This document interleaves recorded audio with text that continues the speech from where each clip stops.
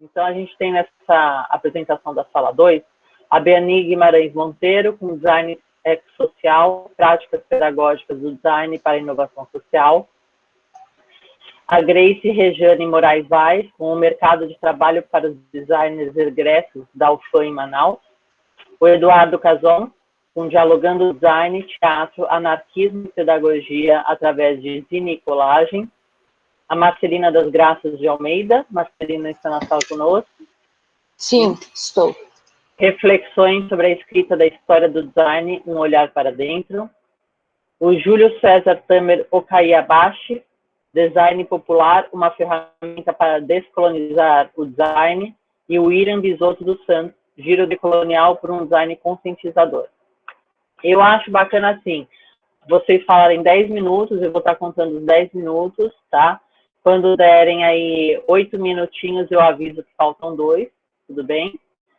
A Beani é a nossa primeira, na nossa lista aqui, como vocês estão vendo que eu coloquei com vocês. Okay.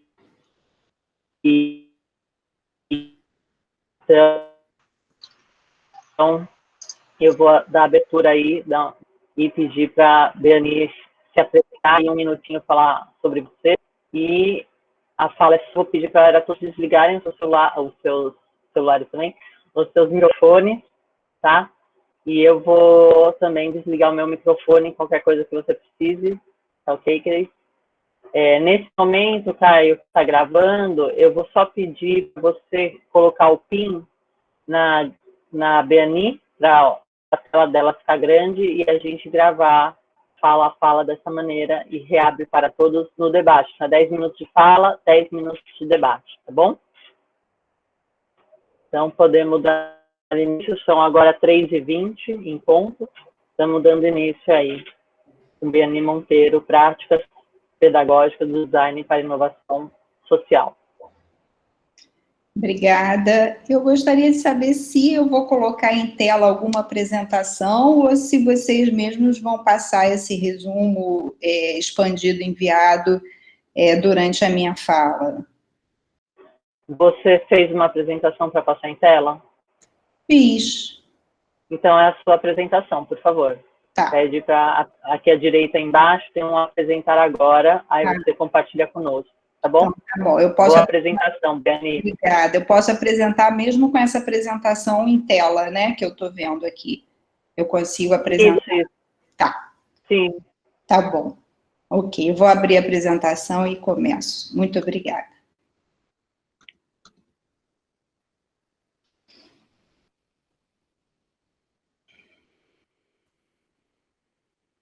Não sei se apareceu para vocês.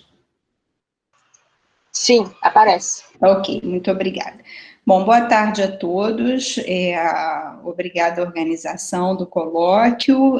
Eu sou Beani Monteiro, sou professora da Universidade Federal do Rio de Janeiro, do curso de Desenho Industrial, Projeto de Produto e do Programa de Pós-Graduação em Design. E o que eu vou apresentar para vocês, que eu não consigo ver na minha tela, o que me atrapalha um pouco, porque aí eu não consigo passar, Beani, desculpa te cortar. Você tem que tirar o PIN do meu... porque a gente está vendo o que você estiver vendo na tela é o que você está passando para a gente. Então, se você não está vendo na tela a sua apresentação, a gente também não está. A gente está só te vendo nesse momento. Tá. Bom, esse PIN de você eu não vou conseguir tirar agora, porque eu não estou mais vendo. Não, você já tirou. Agora a gente está vendo o seu Keynote. Perfeito. Ok. Você é de qual faculdade, Beani? Desculpa. Eu sou da Universidade Federal do Rio de Janeiro, UFRJ. UFRJ, isso. De qual faculdade, que é programa de pós em quê que você falou? De pós-graduação em Design e professora do curso de Desenho Industrial, Projeto de Produto. Ótimo. Obrigada. Nada, obrigada a você e obrigada pela orientação. Bom, esse material que eu vou apresentar para vocês é uma experiência que nós desenvolvemos desde um pós-doutorado que eu realizei em 2018. E essa experiência, ela deu início a essa disciplina Design Ecossocial, realizada tanto na graduação quanto na pós-graduação, como disciplina optativa, com estágio docência. Então, quem assina como coautoras esse resumo é a Bárbara Baltar, que está presente, é minha orientanda de mestrado, que vai terminar a dissertação dela agora, nesse período, e a Amanda Guarani, que é mestranda também, está fazendo, quer dizer, vai se qualificar agora para o mestrado, junto com a defesa da Bárbara. Então, é uma experiência que está sendo realizada, tanto nos níveis da pós-graduação e da graduação, com esse estágio de docência associado. O que é interessante, porque permite que a gente defina instrumentos didáticos e pedagógicos para inserir o design para a inovação social, nesses dois níveis, né, da graduação e da pós-graduação, e inserindo essas práticas, no caso do curso Desenho Industrial Projeto de Produto, numa estrutura curricular, que não está inicialmente preparada para esse tipo de conteúdo. Então, como fazer com que o design para a inovação social seja inserido no curso Desenho Industrial Projeto de Produto, ou mesmo no programa de pós-graduação em design, não como um material de pesquisa externo, ou seja, que é caro ao professor, ao pesquisador, mas que não tem uma inserção didática nesses cursos. De uma forma que isso seja enxergada pelos estudantes que estão realizando a disciplina. Então, daí o título, Design Ecossocial, Práticas Pedagógicas do Design para a Inovação Social. O design para a inovação social, ele define o seu objeto de forma associada a uma prática que não é uma prática de desenvolvimento de produto diretamente. Ele pode estar associado de um design na sua forma mais convencional. O design para a inovação social, ele pode ser realizado junto a instituições públicas ou órgãos de organizações não governamentais, enfim, ele tem uma inserção que junto a grupos de artesãos, que se justifica de uma determinada forma, que nós temos, né, essa prática, não necessariamente como uma prática pedagógica, mas como uma atuação e como objeto de pesquisa. O seu objetivo é transformar essas práticas, inserindo nas mesmas princípios do que é o design. Então, a gente trabalha numa via de mão dupla, por isso eu cito no texto da extensão universitária, porque tanto nós levamos para as comunidades, para os grupos sociais, aquilo que o design utiliza como método de projeto, quanto fazemos o caminho contrário, que é trazer dessas práticas, essas práticas de atuação desses grupos sociais, conteúdos que são integrados ao design e que tornam possível essa aprendizagem social, fazer essa troca de conhecimentos entre esses grupos. Os métodos utilizados, no caso dessa pesquisa desenvolvida no design ecossocial, são métodos associados à pesquisação. Então, nós trabalhamos fazendo tanto a prática do conhecimento desenvolvido no campo de conhecimento do design, levando para os grupos sociais com os quais a gente atua ou pode atuar, quanto trazendo desses grupos o conteúdo que eles desenvolvem. Então, a pesquisação também trabalha, é um método utilizado para atuar nessa via de mão dupla. Que tem os modelos, seus modelos teóricos construídos a partir dessas trocas.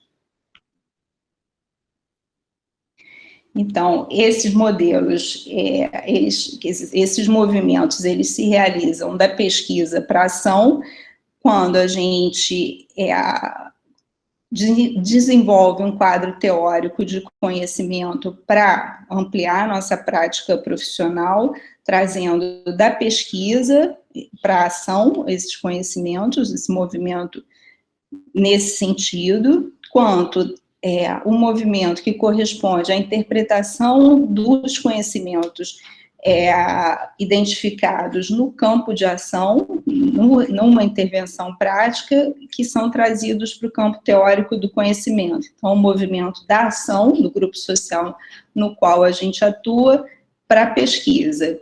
E esse movimento convergente, que vai tanto da ação para a pesquisa, quanto da pesquisa para a ação, que é o que a gente chama de conhecimentos autônomos em design.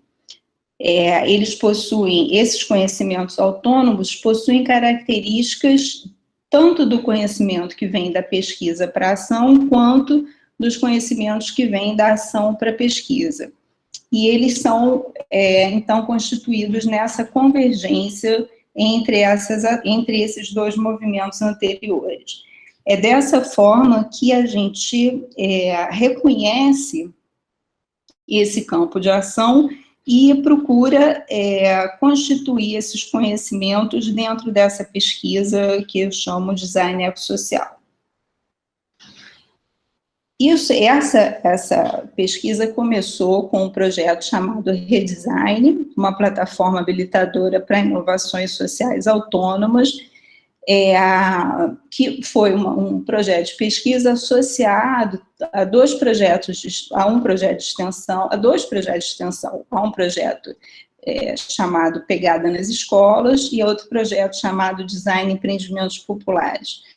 Esses três projetos, tanto esses dois de extensão quanto esse terceiro de pesquisa, são projetos que tiveram apoios, fomentos, né, tanto do CNPq quanto FAPERJ e CAPES, e são realizados desde 2006 na Universidade Federal do Rio de Janeiro, inicialmente no curso Desenho Industrial e agora sendo inserido no recém-criado programa de pós-graduação em Design da UFRJ, da Escola de Belas Artes da UFRJ.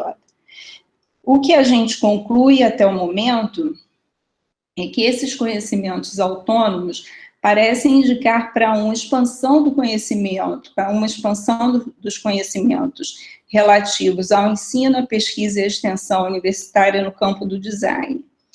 Essa expansão, ela se define utilizando o método da pesquisação associado a uma identificação dentro de um campo de pesquisa sobre demandas que são apresentadas por esses grupos sociais, e essas demandas são, então, instruídas, né, pela equipe, no caso de design, para que se transforme em instrumentos que sejam utilizados por esses grupos sociais para o desenvolvimento dos seus produtos e serviços.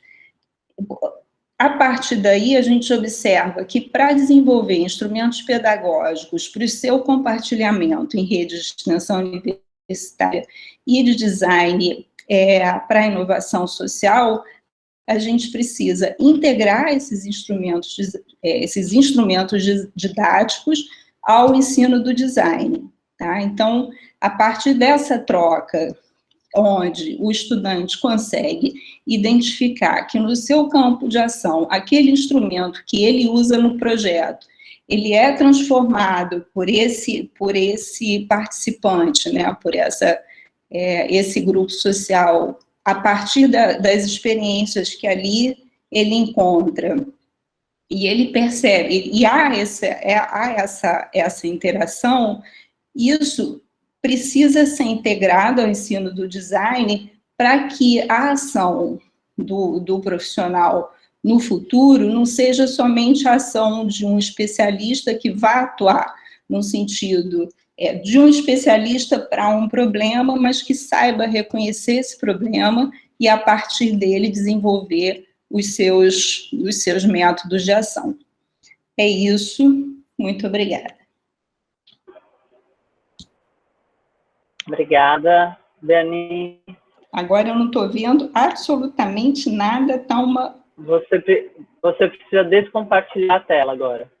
Parar com a apresentação, aqui à direita embaixo. Tá. Então, nós vamos voltar agora. Deu certinho. Faço só um minutinho, o Beni foi no tempo. Eu gostaria de saber se alguém tem alguma questão aqui para fazer para a Beni. Nós temos aí 7 minutinhos, 5 minutinhos para as questões do debate.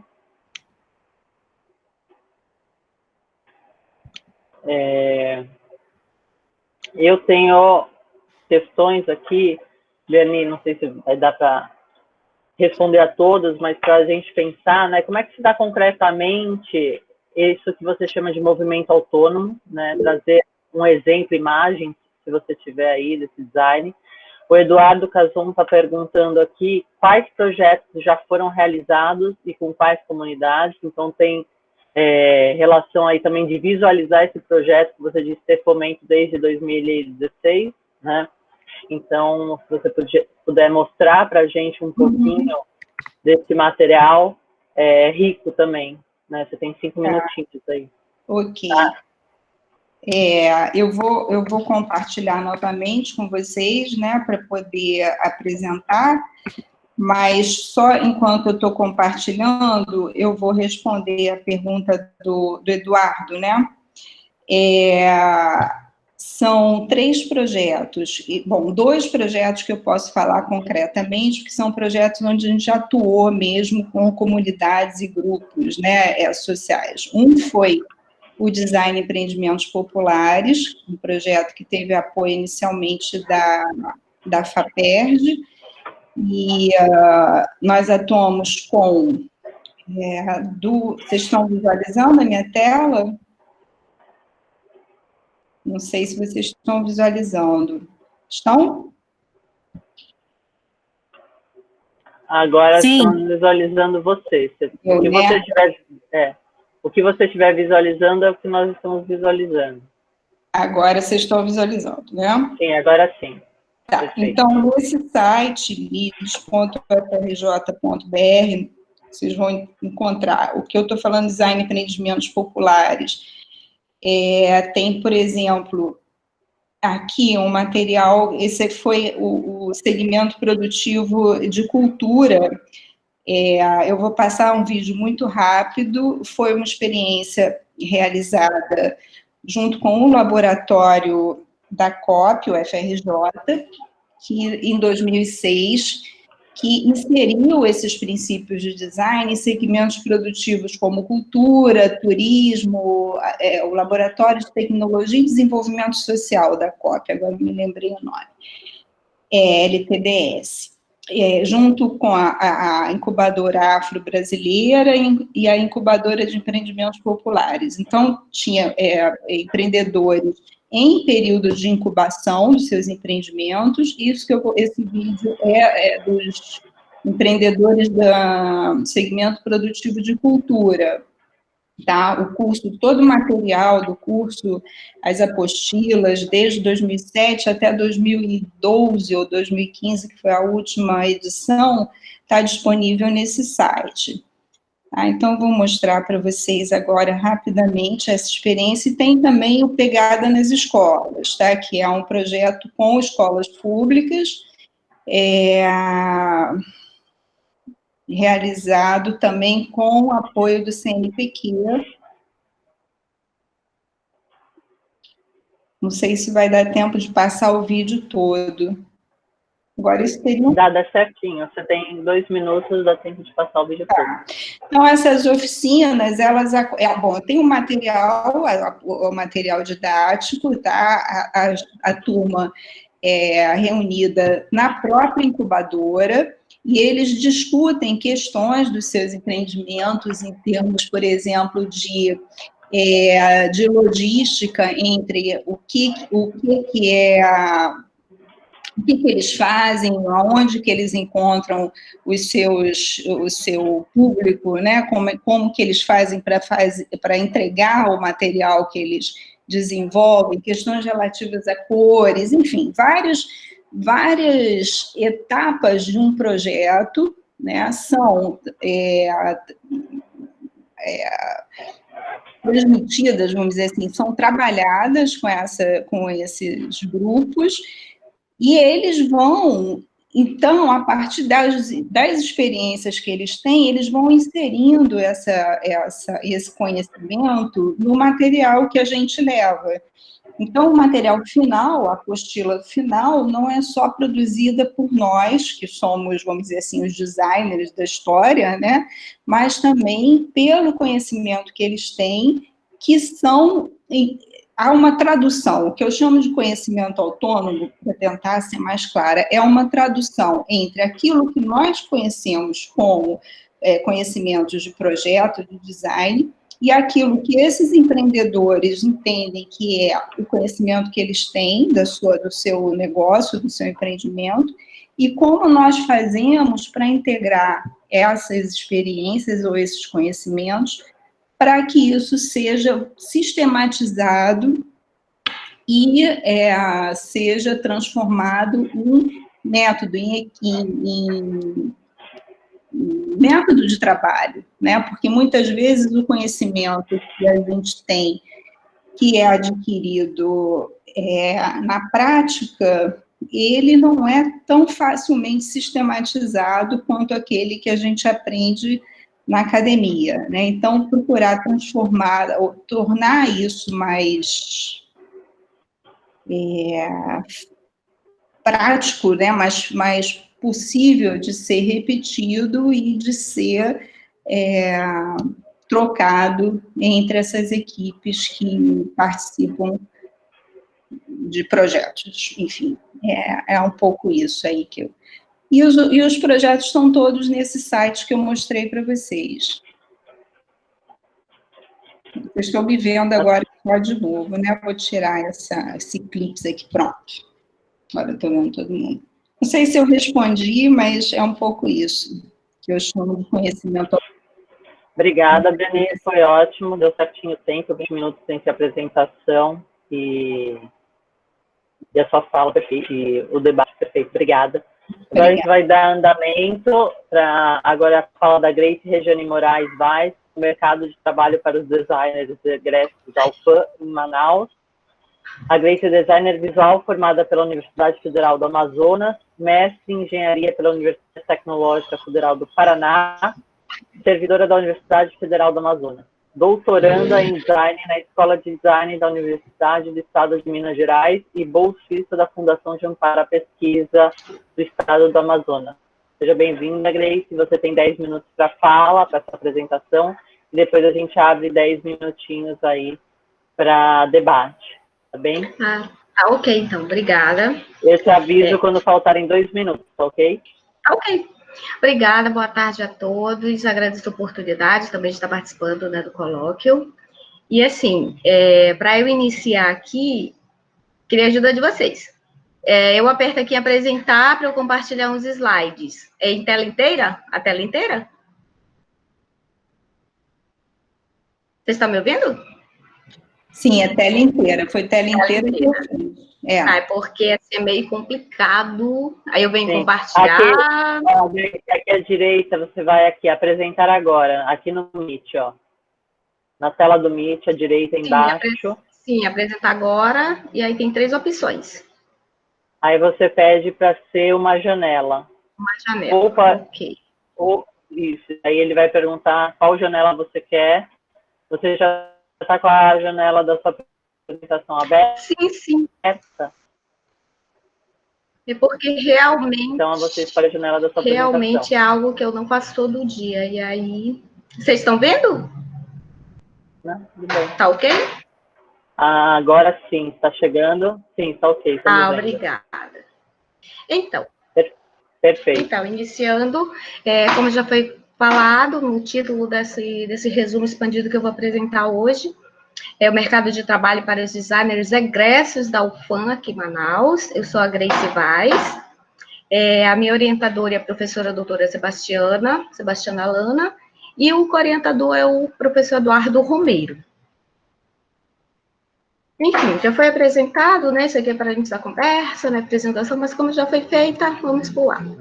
Então, a ideia nasceu, eu estudei design aqui na UFAM, em Manaus, me formei em 2004, e aí também trabalhei em Roraima, em Boa Vista, aqui no Norte, e sempre é bem complicada essa questão do design aqui no Norte. E aí a gente vê essa importância do design hoje em dia, né? Por isso que eu coloquei esses dois, não dois conceitos, mas uma pequena introdução para iniciar. Coloquei aqui essa questão que o design está sempre evoluindo, ele se expande, ele gera muitas ramificações, modalidades, né? Então o design pode trabalhar num campo de atuação muito vasto.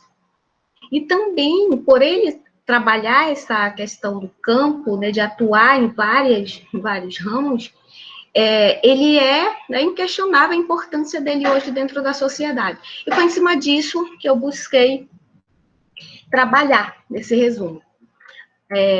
Esse resumo, ele é uma pequena parte da pesquisa que eu estou realizando para a minha tese. Então, assim, foi pego ele diante dessa relevância do design, até mesmo para o desenvolvimento regional, que quando a UFAM e a SUFRAMA, na verdade, eles iniciaram esse processo da construção, né, o desenho do curso de design industrial aqui, foi em 1986. Em 1988, ele realmente foi efetivado, começou o funcionamento. Então, nessa época, já se impunha uma demanda, né, até porque Manaus, ela é uma metrópole, muitas pessoas não conhecem, né, a região norte, a Manaus, enfim, fala da Amazônia, mas não Manaus em si. Então, Manaus é uma metrópole, ela tem características e peculiaridades muito particulares, né, que é uma cidade singular das demais cidades brasileiras, até porque principalmente a questão de logística. A gente, às vezes, fica muito isolado aqui. Essa é a verdade. Nós temos estradas que ligam com Roraima, Boa Vista, mas para o resto do Brasil, a gente vai de avião, de barco. Nós não temos estradas, e a única que tem, enfim, né, não vamos entrar no mérito da questão. Mas, enfim, ela é uma cidade industrial, ela é comercial, ela é turística, né, e ela tem um elemento, ela é um elemento central no desenvolvimento econômico aqui da região norte. Então, nessa importância toda, o design também, a gente viu que ele é muito importante para a sociedade. E aí, a partir desse cenário, né, a gente tem um objetivo que é analisar esse mercado de trabalho aqui em Manaus dos designers, sendo que são os egressos da UFAM, como já foi falado antes. Então, a gente quer entender qual é a trajetória e o destino desses egressos, em quais setores eles estão trabalhando, desenvolvendo atividades profissionais, de que forma. E a escolha da UFAM é justamente pela importância da Universidade Federal. Ela é uma das mais antigas do Brasil, alguns autores dizem que ela é a mais antiga, desde 1910, e também por o curso de design, né, antigo design industrial, ele foi, por uma década, o único curso de design aqui em Manaus. Então, ele é muito importante nesse sentido.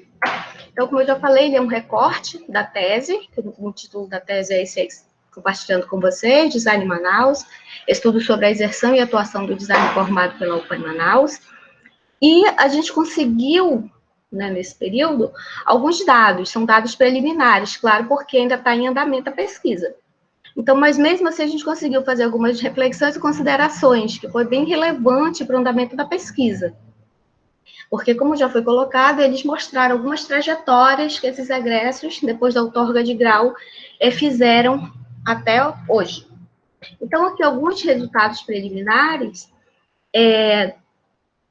consegui até essa data, né, que foi de 23 de junho a 15 de julho desse ano, são 400 egressos no total, para vocês verem, né, não vou entrar em detalhes nesse, porque a gente vai levar muito tempo. Mas, enfim, são 400 egressos. Desses 400, eu consegui 43 respostas de um questionário piloto. Eu enviei, usei o fiz contato prévio, WhatsApp, Facebook, redes sociais, mídias, enfim, para encontrar esses egressos. Consegui fazer com que eles ajudassem, né, a responder esses questionários. 43 me deram essas respostas, outros enviaram bem depois disso. Mas, enfim, dessas 43 pessoas, 79% detectado, né, que não me surpreendeu, estão na docência do ensino superior, ou na rede pública, ou na privada. Mas eles, o caminho deles, a trajetória deles principal é a docência. Uma coisa interessante também desses respondentes, essa questão, como eu coloquei aí, desarmonia entre o mercado e a academia. Por que uma desarmonia, né, questão de prática versus teoria? Porque 50% desses respondentes, eles apontaram e afirmaram que, no entender deles, a sociedade em geral, aqui em Manaus, eles não conhecem ou não sabem o que é design. Eles têm aquela ideia do design efêmero, a carcaça, né, mas não é a essência, o que é a questão dos projetos, né, o benefício que ele pode trazer para uma empresa, para uma sociedade. E também porque 63% considera que os empresários dos mais variados setores, seja da comunicação, gráfica, né, do distrito, enfim, eles consideram o design como um subproduto de outras áreas. E isso eu achei bem interessante, porque enquanto acadêmica eu já sentia isso lá atrás. Então, isso permanece até hoje, né, os egressos que saíram 1 ano, 2 anos, que estão formados, eles também deram a mesma resposta. Então, assim, é um mercado que parece que não está, né, evoluindo. Mas, em contrapartida a isso, né, alguns respondentes, que eu pedi para eles fazerem alguns comentários e tudo, e um dos comentários é bem assim, um paradoxo mesmo, porque enquanto eles acreditam que há essa desarmonia, a sociedade não conhece, né, os empresários consideram subproduto, por outro lado, eles dizem que esse mercado também está numa expansão evidente. Por quê? Porque eles estão atuando nos mais diversos setores. Na questão da comunicação, escritório de publicidade, propaganda, assessoria de comunicação, indústria gráfica, na impressa, na digital, escritórios de design, como designers autônomos, isso fora a questão da docência, né? E também, né, nessa pesquisa, encontrei um egresso que ele trabalha numa multinacional, numa transnacional aqui em Manaus, no Polo Industrial de Manaus, como pesquisador em design. Isso, para mim, foi surpreendente, né? Como pesquisador numa indústria que quase não emprega designers. E aí, para a gente terminar a conversa, né, a conclusão, que, assim, esses resultados são preliminares, a jornada da pesquisa vai continuar para eu ter um panorama mais completo, e também porque, para a gente colocar, né, a importância e amplitude que o design alcança nesse mercado. A gente nem imagina onde eles estão em alguns setores bem diversos. Certo? Então, não sei se eu consegui alcançar meu objetivo, mas como o tempo era curto, era um resumo expandido, eu não consegui colocar, né, mais informações. Mas é isso. Obrigada, Grace, foi perfeito, 10 minutinhos, aí 8 minutinhos, você falou 9 minutinhos. Se puder descompartilhar a tela aqui com a gente, sim. Obrigada. Descompartilhou? Tá ok? Descompartilhou, perfeito. Alguém teria alguma questão para a Grace? Eu já vou começando, Grace, querendo aí uma curiosidade, mais por curiosidade, de onde vem essa vontade de fazer um projeto sobre essa pesquisa da sua tese? É pela própria vivência. É pela própria vivência e dificuldade que a gente sente no dia a dia. Que após você sair da academia, você sai da academia é o mundo, né? Você tem um amparo e tal. E quando a gente sai, né, tá essa formato que você vai para o mercado, você sente um choque. E aí é que a realidade bate. E veio desde quando eu me formei. justamente por essa dificuldade de saber essa inserção, como é que esses profissionais estão hoje. Se no meu tempo estava difícil, eu queria saber hoje também. Né? Então, é isso que motivou. Também porque o design é importante. A gente lê todos os teóricos, né? São muitas coisas boas que tem, que dá para aproveitar, mas que às vezes fica subaproveitado. Sim. Obrigada, Grace. Eu senti falta um pouco na sua apresentação, sendo uma pesquisa de tese, de bibliografia, né? Quais são suas referências bibliográficas? Você trouxe muitos dados empíricos. Sim, né? sim, foi uma falha, eu acabei esquecendo. Desculpa. Não tem falha, é só para a gente, as nossas críticas, né, pensando pela etimologia da própria palavra crítica, é pensar aí nessa questão em refletirmos sobre o projeto do outro e podermos contribuir com o projeto do outro. Então, assim, é mais como uma contribuição, não por sentir uma falha. Sim, correto. Não, como teórico, estou me basando muito no... Acredito que fala Boncep, nunca sei, Buchanan, o próprio Vitor Papanek. Então, peguei os clássicos nessa questão do design e os mais atualizados, o Denis Cardoso, né, o Rafael Denis Cardoso, também o Dijon, né, por trabalhar para a Vida Weng, muitos mais atuais. Aqui de Manaus, para falar sobre Manaus, Suframa, tem alguns autores da própria UFAM, da Universidade do Estado do Amazonas também. Me baseei em alguns livros que foi da professora Patrícia Braga e da professora Márcia, que foi reitora da UFAM também, que elas tratam o tema, Suframa e tudo mais. Enfim. Respondi? Obrigada. Perfeito. Alguém tem alguma questão aqui? Vamos ver no chat. Eu coloquei uma questão no chat. Eu estava Marcelina, lendo. faça sua questão. Por favor, Marcelina.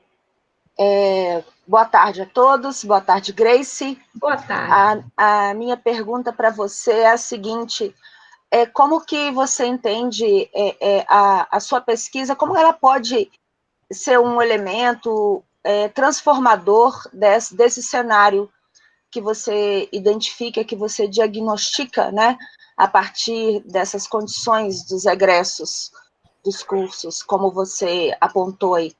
Você pretende apresentar alguma política de ação, alguma estratégia? Essa é a minha pergunta. Obrigada. Professora, nesse momento eu não pensei nessa questão de apresentar um plano, uma estratégia, um programa, não, ainda não pensei. A questão era fazer mesmo esse diagnóstico geral, saber, né, onde para cada um vai, fora assim, a docência que, né, a gente já sabe que é o caminho mais...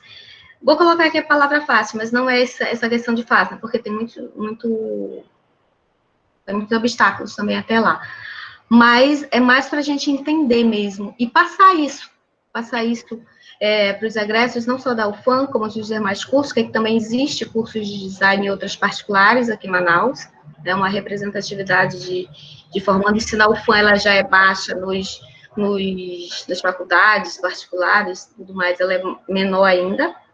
Mas, assim, a gente entender esse cenário, para saber onde esses egressos estão, e para que eles mesmo, a partir daí, possam, nós, né, que somos egressos, nós todos juntos, possamos também traçar esse plano, porque, assim, a gente tinha uma associação de designers gráficos aqui, de design gráfico não, de design mesmo, né, todos, projeto, produto e, na época, programação visual, mas acabou não indo para frente, foi desativado, tem alguns anos, foi uma luta para a gente conseguir abrir, e logo depois de alguns anos ele perdeu força e acabou, né, ficando para lá. Então, não tem dessa ideia, a ideia é entender mesmo onde é que eles estão e como eles estão atuando, e a partir daí, seria uma outra etapa, a gente tentar formar talvez, um plano, uma ação, cursos de extensão, não sei. Aí tem que repensar. Não sei se eu lhe respondi, professora. Sim, respondeu. Muito obrigada. Obrigada, Grace. Estamos dentro do tempo, ótimo. Agora vamos dar a palavra para o Eduardo. Obrigada, professora, eu agradeço. Obrigada a todos. Obrigada. Vocês estão me ouvindo? Sim, o Eduardo Cazon vai falar dialogando design, teatro, anarquismo e pedagogia através de zine e colagem. Ele é membro do grupo organizado de teatro Aguaceiro e estudante de design na Universidade Federal de Santa Catarina. Seja bem-vindo, Eduardo. Você tem 10 minutos. Quando derem 8 minutos, faltando 2 minutos, eu te aviso via chat, tá bem? E daí daremos abertura aí para o debate 10 minutos. Pode iniciar, são agora 4 horas exatamente. Oi, bom dia. Eu estou tentando compartilhar minha tela, só um minutinho. Ok.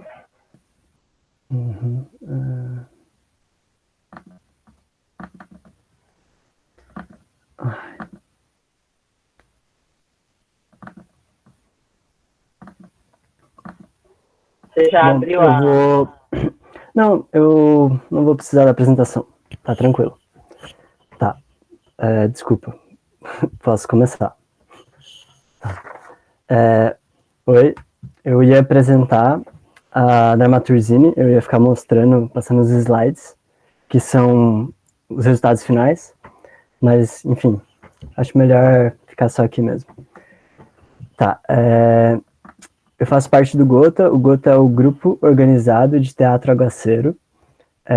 Ele é composto por várias pessoas de diversas áreas, então tem gente da biologia, da psicologia, eu que estudo design, e tem pessoas da arte cênica também. É um grupo de teatro político, é um grupo amador, e ele começa depois que teve um curso, que era o curso Teatro e Anarquismo, Provocações Cênicas, aqui na UDESC, Universidade Estadual de Santa Catarina, e ao mesmo tempo acontecia uma matéria na UFSC de Pedagogia Libertária, aí a UFSC é federal. Algumas pessoas, e eu estou incluso, transitaram pelos dois espaços, então a gente fazia, algumas pessoas fizeram o curso e algumas pessoas também fizeram a matéria, né, os dois ao mesmo tempo. E aí, dentro desse contexto, a gente estava muito permeado, né, principalmente o Gota, né, que é o grupo que se formou depois desse curso, que as pessoas resolveram continuar o grupo. A gente estava muito permeado pela cultura libertária, que é um conjunto de práticas que é organizada dentro do anarquismo, assim, que tem alguns princípios. Um deles é a crítica à dominação, então a dominação de gênero, dominação de raça, e também a dominação de classe, né, e essa forma de relação hierárquica e opressão, esse modelo de opressão. Aí um outro princípio da cultura libertária é a defesa da autogestão. Então é essa busca por relações mais horizontais, em que as pessoas tenham uma melhor sociabilidade que não seja baseada na opressão, mas sim relações mais de amizades, fraternas, assim. E dentro da cultura libertária, a gente também tem a prática dos anarquistas de produzirem jornais operários, panfletos, livros, peças de teatro, músicas. E isso é uma coisa que influenciou o Gota, né? Porque a gente pesquisou um pouco sobre a história do anarquismo e viu esses grupos de teatro que aconteciam também. E aí uma parte importante do anarquismo é dedicada à educação integral. A educação integral é um conceito que a integralidade, na perspectiva dos anarquistas, era a integralidade entre o corpo, a mente e a sociedade. Então, você tinha aulas de filosofia, né, sociologia, esses pensamentos, assim, essas humanas, e também aulas de educação física, teatro, arte e ofício. Então, as pessoas faziam marcenaria, tinha gráfica dentro do processo educativo. E a educação integral, ela tem a praxis, que é essa busca, né, de fazer o desenvolvimento da teoria junto com o desenvolvimento da prática, porque tem o entendimento de que a divisão entre trabalho intelectual e trabalho braçal é algo que gera desigualdade social, principalmente entre os trabalhadores, em que você tem o intelectual mais valorizado e o braçal menos valorizado. E aí, permeado por todo esse pensamento da cultura libertária, da educação integral, a gente criou uma peça para o Dia do Trabalhador. A peça chama Não Pense em Trabalho, Crise, e ela fala sobre as relações de trabalho em diversos contextos. E aí a gente apresentou essa peça em cursinho popular, apresentou em semana acadêmica dentro da universidade, apresentamos em feira de produtor agroecológico. E depois dessas apresentações a gente decidiu que a gente queria que a peça continuasse seu caminho. E aí a gente chegou no formato de zine, que é uma publicação, um formato de publicação independente, né? Já muito usado por feministas, punks, vários outros movimentos alternativos que não tem a grande mídia, assim, né, para se propagar. Aí, quando a gente decidiu esse processo de fazer a zine, aí entrou a questão do processo, que era como fazer a zine, né? E claro que eu, como designer, estudante ali, fiquei pensando como ia ser a minha relação dentro do grupo, né? E foi bem interessante, porque eu era um integrante do grupo, eu não era um designer contratado pelo grupo. Então, as pessoas tinham dúvidas técnicas de como fazer, qual é a melhor forma de digitalizar, de imprimir, de diagramar o texto, e foram dúvidas que eu consegui responder pelos meus estudos, né, na faculdade, e aí reconhecendo um pouco essa questão de democratizar o conhecimento, né, pensando um pouco que as pessoas têm a necessidade de se comunicar e que é interessante, então, que elas desenvolvam essa autonomia em relação ao design, né. E aí entra uma parte do processo pedagógico, que foi essa construção de zine e colagem, assim, que a gente foi experimentando as técnicas de colagem e de como diagramar um texto, e as pessoas foram aprendendo sobre como fazer, e coisas relacionadas à produção, tanto de zine como de colagem, né. Eu fiz a finalização, então a inserção digital do texto fui eu, mas todas as colagens, que eram colagens coletivas, cada um fez uma página, tipo isso, e eu só finalizei. Aí com a zine pronta, a gente fez a venda dela em apresentações e para outros amigos, e ela tá no nosso site, que eu mandei o link ali no chat, e aí ficam alguns apontamentos finais, que é interessante para a gente pensar. Teve um aumento da qualidade técnica na zine pela minha participação, e isso eu fiquei sabendo porque eu fiz um questionário com as pessoas do grupo. Então, pensar isso, né, a qualificação de uma comunicação libertária, né, então uma comunicação anticapitalista, antifascista, antirracista, antimachismo. Então, pensar isso, né, a participação de um designer na qualificação de uma mensagem que é não hegemônica. Também as pessoas relataram a melhoria no processo. Então, geralmente o processo de colagem, para as pessoas que já tinham experiência anterior, era algo mais caótico e demorava mais e era mais exaustivo. Então, eu sugeri algumas ferramentas, algumas práticas, que o grupo foi adaptando, né? A gente foi mudando conforme a gente queria, e foi algo bem produtivo. Então, teve um beneficiamento do processo produtivo, né? E aí também fica uma parte bem interessante, que é a perspectiva de uma prática projetual libertária, né?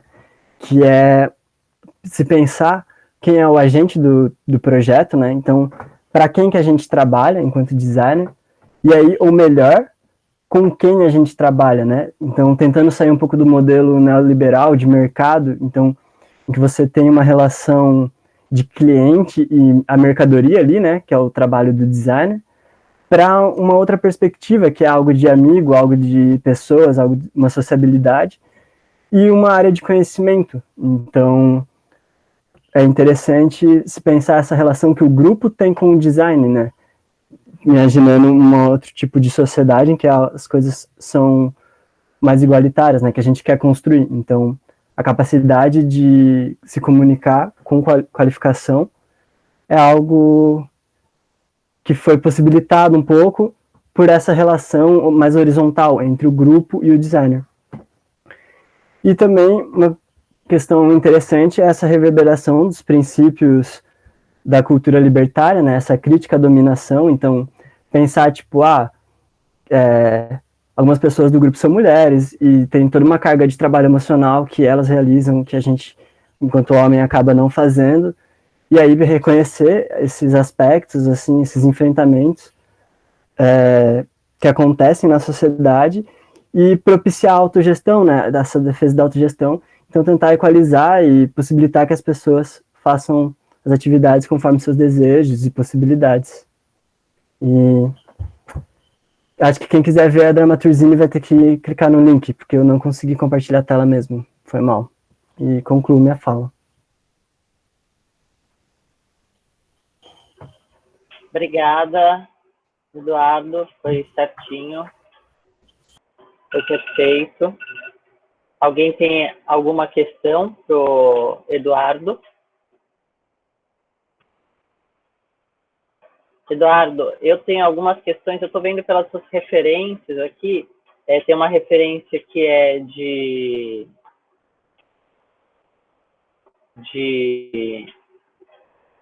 doutorando, né, doutor pelo curso de design aí de vocês, e os demais são todos referências exteriores, né, externas. Pensando aqui no nosso congresso, né, pensando nessa descolonização do design,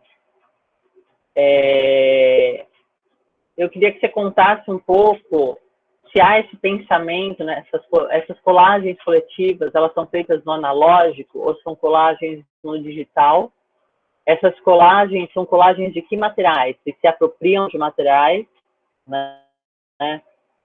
Se vocês, nessas técnicas utilizadas, se você pensa, né, você falou de fanzine, se você pensa em técnicas oriundas aí da xilogravura, como cordel, né, ou quais técnicas decoloniais você pensaria, né, num diálogo aqui com a gente, e se essa pesquisa é a sua pesquisa de TCC na faculdade agora? Não? Tá, posso começar a terminar a pergunta? Desculpa. Claro, pode. Tá. Sobre a questão da técnica, né? A colagem, pra gente, ela entra tanto como uma estética, como uma inserção no processo da metodologia. A colagem, já falando um pouco com o material, a gente se apropria de várias coisas que a gente encontra pelos cantos do mundo, assim. Em Floripa tem vários pontos de coleta de livro, assim, de doação de livro. Então a gente pega desde livros de história, curso técnico, assim, até algumas revistas de agricultura que a gente fala mal dos transgênicos. Então a gente apropria esses materiais e a gente recoloca ele, né? A gente cria outras situações. Então tem um pouco dessa subversão de pensar que a gente tem uma imagem de um cara vendendo coisas agrotóxicas, assim, e a gente colocou em confronto com mulheres camponesas. Então, a colagem, ela tem essa perspectiva de recombinar as coisas, que a gente acha bem interessante, e a questão da colagem foi manual, a técnica da colagem foi manual. Então, a gente pegou, eu diagramei o texto em A5, aí a gente cortou os textos, e aí a gente distribuiu. Então, cada pessoa do grupo ficou com uma parte do texto de teatro, então algo como se fosse uma cena, e ela conseguia cortar os trechos do texto e combinar junto com as imagens numa página. Então, as páginas que vocês viram é uma reprodução de uma colagem que aconteceu, inclusive, do texto. Então, as pessoas editaram o texto, né, recortaram e colaram o texto. E isso foi pensado porque a gente não queria que eu entrasse num papel de designer contratado para diagramar as coisas. Então, as pessoas aprenderam a fazer uma composição, ou, enfim, melhoraram a sua técnica de composição, que é de colocar a imagem em texto. E aí eu só fiz um retoque, eu fiz uma composição digital para que ficasse mais legível. E sobre o cordel, a gente fez ela em A5, para que ela circulasse mais fácil e tivesse um preço mais barato. Então a gente pensou na reprodutibilidade técnica do produto também, pensando ele mais curtinho, pequenininho. A Silk é o quê? Silk Screen? O que é a Silk? A Silk, eu não entendi, a Silk? Que você falou, pensando na reprodutibilidade técnica, Qual que foi o material ou a técnica? A5. A5 o papel, tá, o tamanho. Isso, a gente... Opa, Mas aí, tem as anotações. vocês fizeram por xerox, é isso? Como é que foi pensado A gente fez uma folha A4, então as pessoas fizeram a colagem na folha A4. Aí eu digitalizei em alta qualidade e depois fiz a composição do texto. Então eu gerei um PDF em alta qualidade, só que aí eu modifiquei o tamanho para A5. Então as pessoas conseguem desde ler no celular, porque tem esse PDF digital, até imprimir em casa, porque ele tem esse formato A5, que a hora que você manda imprimir na impressora vai dar certo. para as pessoas imprimirem em casa, entendi. Essa dúvida que eu fiquei aqui. Alguém tem alguma questão para o Eduardo? Obrigado, Eduardo. Eu acho que deu os 2 minutos, né? Deu. Bom, se mais ninguém tem alguma questão, eu vou retomar aqui, então,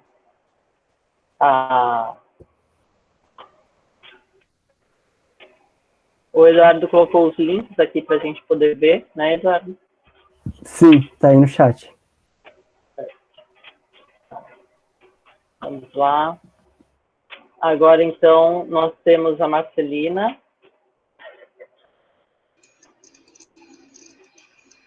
Boa tarde.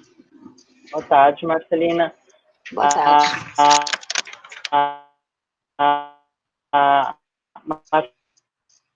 Não te ouço.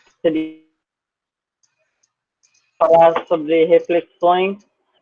A Marcelina, ela é historiadora, docente da Escola de Design da Universidade do Estado de Minas Gerais, certo? Isso. Então, agora são 4h15. Se você quiser iniciar, quando derem aí os 2 minutinhos antes de terminar, eu te aviso, tá bom, Marcelina? Ok. Eu vou tentar aqui compartilhar minha tela, já tentei deixar de forma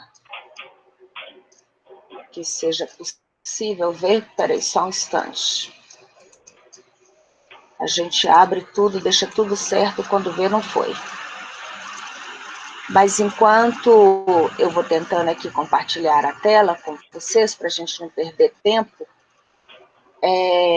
eu vou dizer mais ou menos do que se trata essa pesquisa, né, esse projeto que eu vou apresentar aqui. Na verdade, ele é um projeto grande que a gente vem desenvolvendo desde que entrei para a Universidade do Estado de Minas Gerais, em 2009.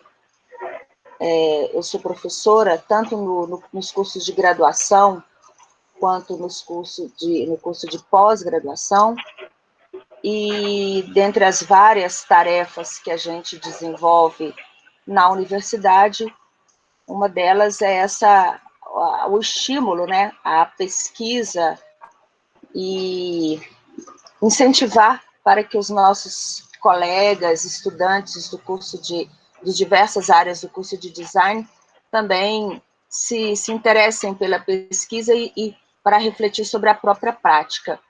Eu estou compartilhando a tela, eu espero que vocês estejam vendo. Se não estiver, me avisa, por favor. Todos conseguem visualizar o que eu estou mostrando? Perfeitamente, Marcelina. Obrigado. Pronto. Então, esse é o título da minha apresentação, Reflexões sobre a Escrita do Design, um olhar para dentro. Essa pesquisa, essa comunicação está relacionada com o projeto de pesquisa que se intitula Leituras Cruzadas, Interfaces entre História e Design, cujo objetivo primevo é pensar sobre o papel, qual que é a relação que nós podemos, eu, na condição de historiadora, posso ajudar os designers a pensar essa relação entre história e design, tomando o contexto social da história brasileira, né? O nosso foco é pensar o Brasil, por isso que eu falo que é um olhar para dentro.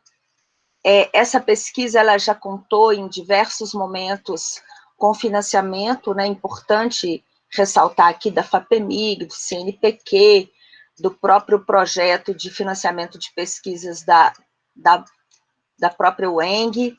Então, é importante a gente ressaltar. Hoje, a atualidade, o momento é difícil, né? Nós estamos aí na pandemia e os recursos são poucos. Então, no momento, nós estamos sem nenhum bolsista para essa pesquisa, mas a gente espera que no futuro muito próximo a gente tenha, né? A gente retome o incentivo a esse espírito investigativo.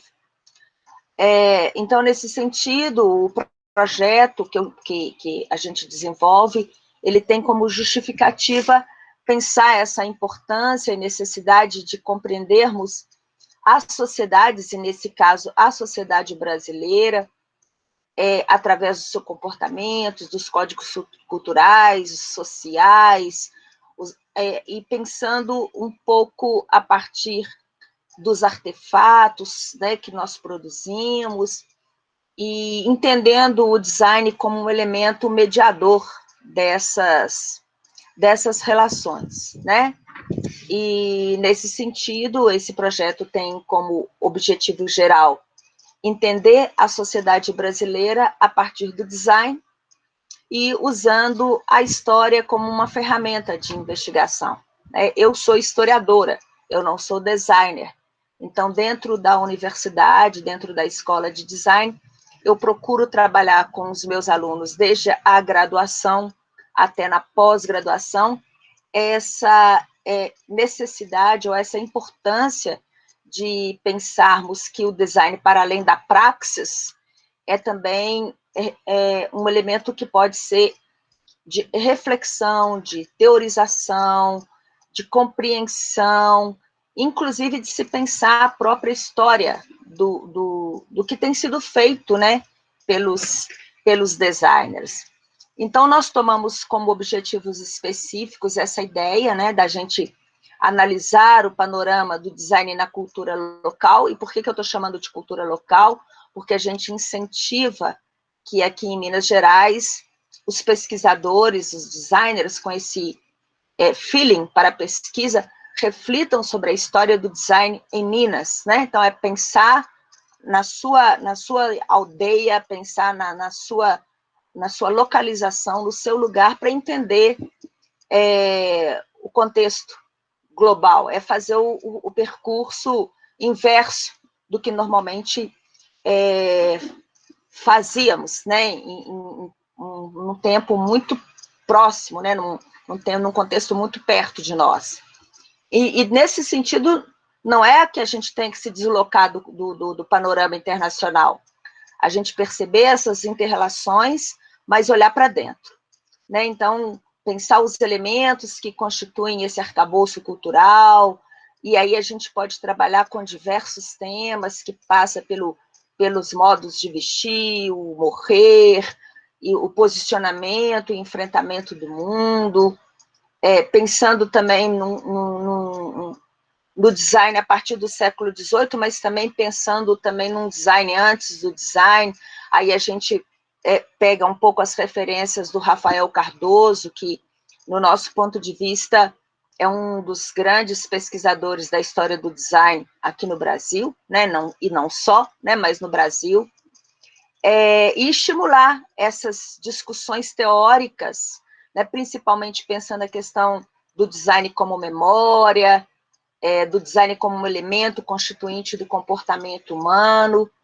Enfim, esse projeto ele tem permitido, desde que ele foi instituído, né, em 2009, diversas pesquisas. Eu trouxe aqui alguns exemplos, principalmente das pesquisas de iniciação científica, e alguns dos temas, né, eu não vou falar de todos, eu acho que teremos tempo, inclusive, no momento de perguntas, né, para que eu possa falar um pouco desses temas, mas eu fui relacionando aí alguns deles, né, trabalhos que passam pela perspectiva da ideia da formação cultural, pensar sobre o lugar da história dos designers em Minas, questões que envolvem conhecer a relação entre design e história a partir das ruas, da cultura regional, do próprio, de certos lugares, como o cemitério. Então, a ideia que esse projeto tem é de ir estimulando, né, e criando no universo de pesquisadores, designers, esse interesse. Ano passado, nós tivemos essas pesquisas, né, a partir de bolsas de iniciação da FAPEMIG e da PAPIC, e aí vale ressaltar, né, esse grupo de estudantes, a Bárbara, a Stephanie e o Vitor pensaram sobre o design autoral mineiro, a Laura Massotti pensando sobre design e gênero, a Jéssica e Stephanie pensando sobre os espaços de tratamento, os manicômios, e aí ela veio com essa discussão, com essa brincadeira, o design que enlouquece. E, para além disso, né, das pesquisas de iniciação científica, a gente tem mais ou menos 14 projetos de pós-graduação, mestrado e doutorado, que foram orientados por mim. Eu estou falando só dos que foram orientados por mim, porque está dentro desse escopo do projeto, e que permeiam essa discussão dessa relação entre história e design. Enfim, as questões que a gente pode apontar, assim, para destacar no que a gente tem observado desde a implantação do projeto, a importância desse diálogo entre essas áreas de conhecimento, em particular a história, da qual eu sou formada, a diversidade de temas que a gente pode explorar, tomando o design como ponto de reflexão e compreensão, a necessidade que a gente tem de formar profissionais de design que estejam voltados para esses problemas de pesquisa, e o estímulo, né, do trabalho da memória no tocante à história do design. Vale destacar que uma das iniciativas que é um braço desse projeto é a criação de uma disciplina junto com outros professores do programa de pós-graduação em design, a Regina, a Maria Regina Álvares, e o professor Marcos Braga, lá da USP. Nós juntos criamos uma disciplina em que a gente trata, é uma ideia do professor Marcos, que ele trouxe para Belo Horizonte, para o ENG, aqui para a nossa unidade, que a gente trabalha com os alunos da pós-graduação essa disciplina, que é a História Social do Design, e a gente estimula, né, nesses alunos o interesse por temas que estejam voltados para a história do design em Minas. A primeira disciplina ofertada em 2017 gerou esse livro, já publicado, ele está disponível no site da editora da UENG para que seja baixado gratuitamente, e nós tivemos a honra de ter recebido o prêmio de menção honrosa no 30º Prêmio de Design do Museu da Casa Brasileira. Essa disciplina ela foi repetida, né, agora no ano de 2019, e já estamos com o livro no prelo, né, esperando aí a possibilidade de publicação de mais trabalhos de pesquisas que a gente incentiva que nossos alunos, principalmente, né, nessa disciplina específica da pós-graduação, para que se interessem pela história local, pela história do design em Minas Gerais, né, porque é esse olhar para si, é o olhar para dentro, né, e refletir sobre as possibilidades de uma escrita do design por designers. Essa é o nosso grande desafio, né? Também, a partir dessa disciplina, eu cheguei a produzir, há 2 anos atrás, esse livro sobre a história do design gráfico, é um material didático, que a gente vem tentando, né, nessa discussão sobre história e design, mostrar essas conexões, essas inter-relações, e produzir um material que valorize a nossa história, sem desprezo pela história, volto a repetir, sem nenhuma empáfia em relação ao que acontece lá fora, mas um olhar mais reflexivo para si mesmo, né? Então, para finalizar aqui minha apresentação, eu não quero ficar me alongando, né? Para o futuro, o que a gente está aí, né, na nossa caixinha de espera, que é o lançamento do volume 2 dos Histórias do Design aqui em Minas Gerais, como resultado desse trabalho conjunto entre esses 3 professores e os nossos alunos da pós-graduação, nessa perspectiva de fazer uma reflexão sobre a própria história, né, tomando o design como o objeto. Eu vou encerrar aqui a minha apresentação e estou disponível para as perguntas que eu creio que sejam mais importantes. Agradeço. Obrigada, Marcelina. A gente tem 5 minutos aí para o debate. Já iniciando, o que eu acho mais rico são essas materialidades, né? É que a gente pode falar agora no digital dessas materialidades, mas essas materialidades também pensadas no visual, né? Então, assim, eu sinto falta um pouco nas apresentações da gente ter uma visualidade dessas pesquisas, né? Além do verbal, se você puder compartilhar com a gente algumas imagens, né, de pensamentos, por exemplo, eu vi que tem um que é muito relacionado ao design imobiliário, talvez, né, pensado numa arquitetura aí panóptica, né, dos locais aí, dos hospícios, etc., como você colocou. Eu vi que o André compartilhou aqui o Histórias do Design e tem o História do Design Gráfico também. Você tem como compartilhar conosco também o link para download do História do Design Gráfico de sua autoria. É bacana também aqui no chat. Sim. E estamos abertos aí para as questões, né? Eu acho muito rico ter sido logo em seguida, né? O Eduardo trouxe essa materialidade das colagens e o fazer, essa prática, e a Marcelina traz essa questão de história, né? Da pesquisa histórica do que a gente faz e como a gente faz, né, aqui no Brasil. Então, a gente teve uma fala de um designer, né, falando do seu processo de design colaborativo, coletivo, e a gente tem aí uma pesquisadora sobre essa escrita do design por designers, né? Então, eu acho que casou muito bem a fala de vocês dois. Sim. Se alguém tiver alguma questão para a Marcelina...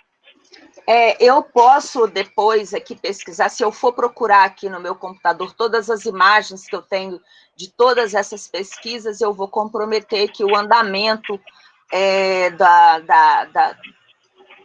da discussão, e eu não quero atrapalhar o andamento. Temos, sim, muito material, tanto material visual, no que diz respeito às pesquisas realizadas pelas jovens e jovens pesquisadores, né, tanto do design de ambientes, quanto do design gráfico, quanto do design de produto. Recentemente, o André, que está aí, né, acompanhando a sala, o André pesquisa sobre o jornal Binômio. Nós temos uma quantidade de material visual que é enorme, assim. Eu até incentivei muito a esses alunos a participar desse colóquio e eles mesmos apresentarem o resultado das suas pesquisas, né? Eu fiz uma apresentação mais enxuta para não tomar muito o tempo, mas eu posso disponibilizar aqui no site todo este material, aqui no chat, né? Principalmente este livro, né, que nós fizemos. O André já colocou o livro da primeira versão da História do Design em Minas Gerais, o volume 1, que está disponível gratuitamente, e eu vou disponibilizar esse do História do Design Gráfico. A gente tem, sim, material visual muito grande. A Jéssica, que trabalhou com os manicômios, ela fez uma pesquisa importantíssima sobre o manicômio, né, o antigo hospital de Barbacena, com registros de imagens assim, fortíssimos, tenso, inclusive, pensando nessa questão do design de ambientes e do fator design como um elemento que, em determinado momento da história, fortalecia essa ideia dos espaços manicomiais como espaços de restrições, de controle de corpos. Então, assim, eu vou ficar devendo a vocês essas imagens, embora a gente possua muitas, né? E é verdade, assim, eu acho que a minha participação aqui, embora eu não seja designer, é na condição de uma pessoa da história que se interessa pelos estudos e de olhar para a própria história do design no Brasil, e no caso particular de Minas Gerais, e pensar que nós temos aí uma profusão de temas e essa rede de debate, ela é muito importante. Eu só vou ficar devendo as imagens por essa razão. Está aqui tudo no computador, eu vou passando para vocês aqui no chat. É isso, peço desculpas. Não, precisa pedir desculpas, não, foi ótimo, Marcelina, Eduardo, estão de parabéns. A gente que agradece. Eu só peço para você, então, compartilhar o que a gente pode baixar, que é sempre rico, né? Poder Sim. também referenciar colegas brasileiros, que o que eu sempre vejo mais somos nós referenciando bibliografias estrangeiras. Então, quanto mais acesso ao que se faz aqui entre nós, para que um possa aí falar sobre o trabalho do outro, é sempre muito rico. É isso, a ideia do projeto é essa, né? A gente pensar sobre nós. É a visão decolonial, né? É a gente pensar para a gente. É isso mesmo. Eu vou compartilhar aqui, agradeço muito. Obrigada, Marcelina. Na continuidade aqui, a gente vai passar para Júlio César Tamer Obakayashi, Design Popular, uma ferramenta para descolonizar o design. Ele é bacharel em design pela FAUSP e membro do TechSol e do Grupo de Estudos por um Design Relacional. Né, meu colega aí, eu também sou da FAUSP e eu fui professora também aí, assistente há 10 anos atrás. Tudo bom, Júlio? Ah, é mesmo? Tudo bem, e você? Tudo bem. Bom, eu vou compartilhar minha tela aqui e okay, eu vou apresentar junto com a Mayara. Mayara Fujitani, também é bacharel em design, e ela também é membro do TechSol, e ela vai apresentar comigo. Ok. Quando faltarem 2 minutinhos, eu aviso vocês, tá bem? Tá certo. Todo mundo tá vendo? Obrigado. Todo mundo tá vendo? Tranquilo? Bom, vou apresentar aqui o nosso resumo, né, tentando condensar o nosso próprio resumo nessa apresentação, em que a gente tentou tratar do design popular enquanto uma ferramenta para descolonizar o design, partindo de reflexões do nosso grupo de estudos. Bom, boa tarde, gente. Então, o grupo de estudos de tecnologia social lá da FAO, a gente inicia os nossos estudos dentro do campo da filosofia da tecnologia, né, principalmente com o autor Andrew Finberg, que pensa, que questiona, né, a tecnologia como uma coisa dada, como a gente vê na sociedade. E daí ele traz diversas contribuições no sentido de pensar como democratizar a tecnologia. E aí ele surge com essa teoria crítica da tecnologia, no sentido de entender que, historicamente, existe um apagamento dos valores sociais e das lutas sociais que conduzem à padronização dos artefatos e dos procedimentos, né? E aí ele critica ele rejeita essa ideia de que a tecnologia já nasce como ela acontece, assim, como se fosse uma coisa mágica. Não. Tem todo um processo de luta social que conforma os artefatos dessa forma. E, ao mesmo tempo, né, ela é criada socialmente, mas, ao mesmo tempo, ela também conforma a ordem social. E aí, com isso, a gente traz esse conceito de ordem sociotécnica, né, que já tem embutida esse princípio, essa ideia de que a tecnologia conforma e é conformada pela ordem social. Então, partindo desse conceito, né, dessa tecnologia da tecnologia social, da filosofia da tecnologia, a gente também chega em outro conceito, que é um conceito que o Escobar traz no livro dele Autonomia e Desenho, que é do Tony Fry e da Anne Mary Willis, que é esse caráter ontológico do design, que é justamente a forma como o design, as práticas de design, a prática projetual, ela atua na concepção dessa cultura material, e ela atua de uma forma que ela cria e, simultaneamente, cria as condições de sua própria existência. Ou seja, o design, ao tratar dessa ordem sociotécnica, ao interferir, ao contribuir nesse processo de conformação dessa ordem sociotécnica, ele altera também as condições de sua própria existência, ele altera o próprio imaginário que está em torno do design, e da onde a gente parte para criar as novas soluções, né, que a gente parte dos referenciais que a gente tem.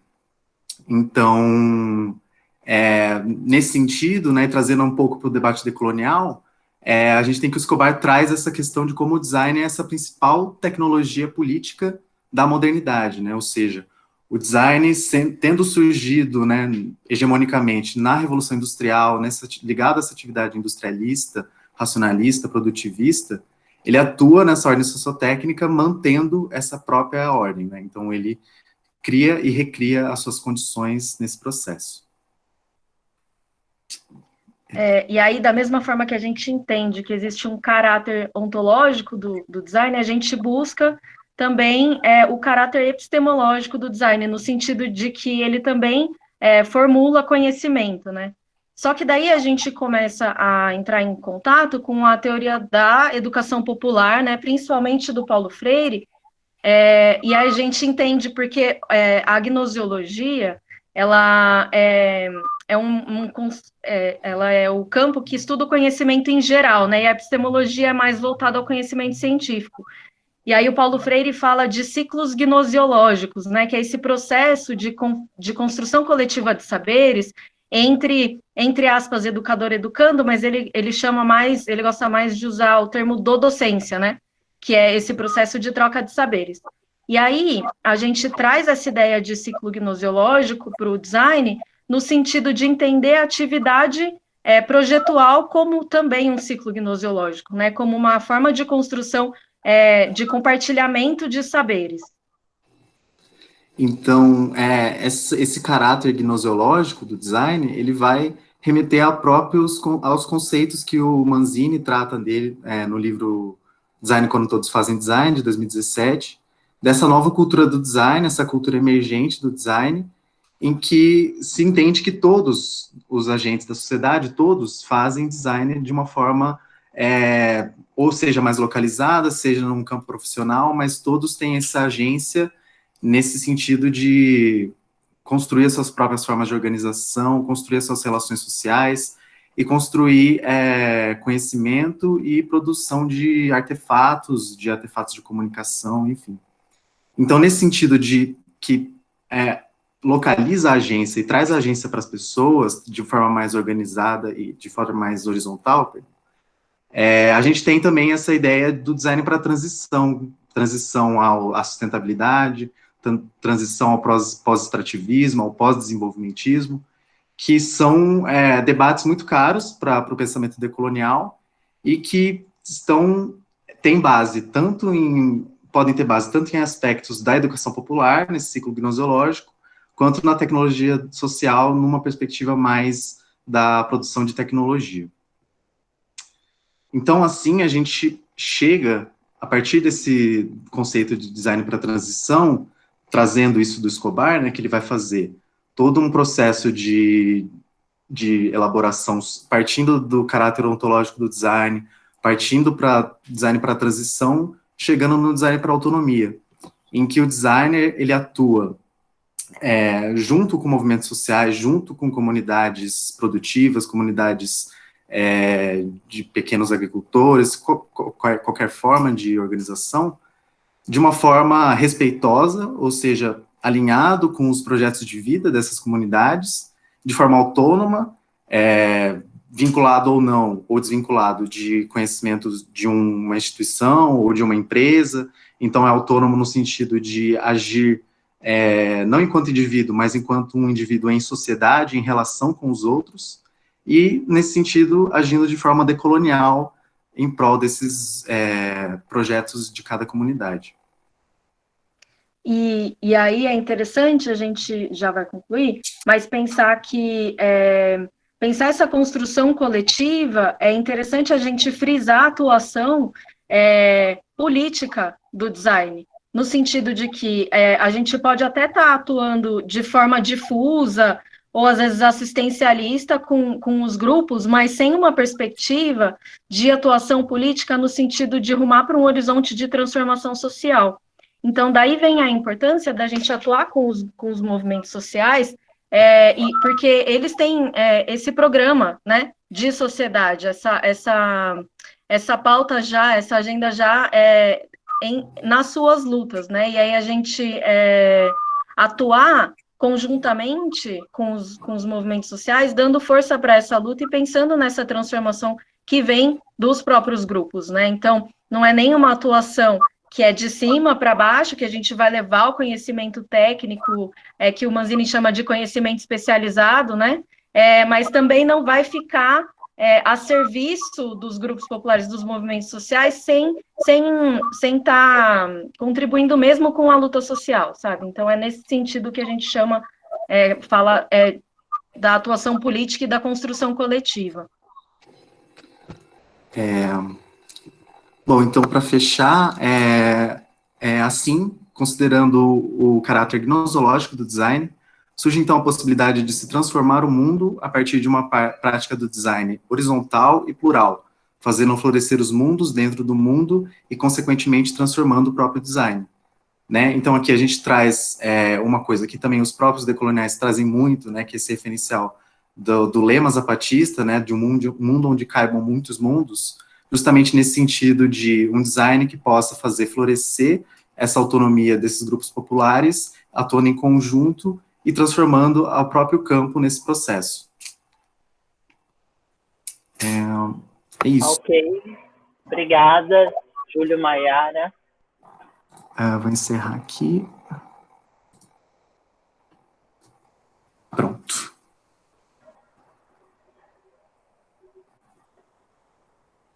Obrigada, parabéns. Eu que agradeço. Nós agradecemos. Gente, queria pedir desculpa, mas eu tô em 2 reuniões ao mesmo tempo e vai ter uma live agora com o Movimento de Catadores. Aí por isso que a gente tinha até falado de... Não, mas eu posso ficar mais 5 minutos, assim. Alguém tem alguma questão para Júlio e Maiara?